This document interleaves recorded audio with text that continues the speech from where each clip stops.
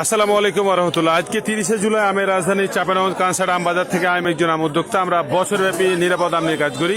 আমাদের ওয়েবসাইট হচ্ছে mangoahit.com। আজকে কানসাট আম বাজারে গৌড়মতি আমের দরদাম জানাবো আপনাদেরকে। আর একটু বলে রাখি, আম কিন্তু কিনবেন যখন অনলাইন ভোক্তারা চাঁপাইনবাবগঞ্জের মানুষের কাছে কিনবেন। চাঁপাইনবাবগঞ্জের মানুষ আমের দাম জানে, আমের ডাল পাতা চিনে এবং আমের গাছ চিনে যে কোনটা ভালো গাছ। রংপুরের মানুষ আম চিনে না, জানেও না। ভাই সাদ্দাম ভাই, এই গৌড়মতি আমের দাম কত? দাম চাইছি আমরা 7,500।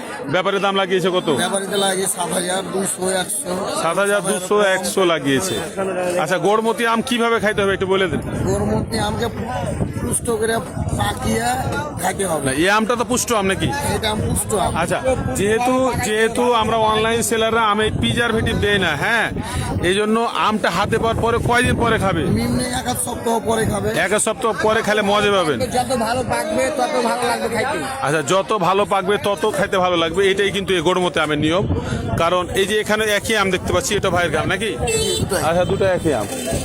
গৌড়মতি আম, এটা অনেক মিষ্টি আম। এই যে এখানে একটা গাড়ি ঠিকা বেচা কেনা বেচা হচ্ছে, এটা গৌড়মতির গাড়ি। এই যে ঠিকা কেনা বেচা হচ্ছে, কাকা লিভে আর ওরা দিবে না, এই তো পরিস্থিতি হয়ে আছে। তো পুরো বাজারে আমে ভর্তি হয়ে গেছে, বেচা কেনা এখনো পুরো দামে শুরু হয়নি, কিছুক্ষণের মধ্যেই বেচা কেনা শুরু হয়ে যাবে ইনশাল্লাহ, আশা রাখছি। কারণ বাজারে প্রচুর পরিমাণে আমের আমদানি গত 3-4 দিন থেকে।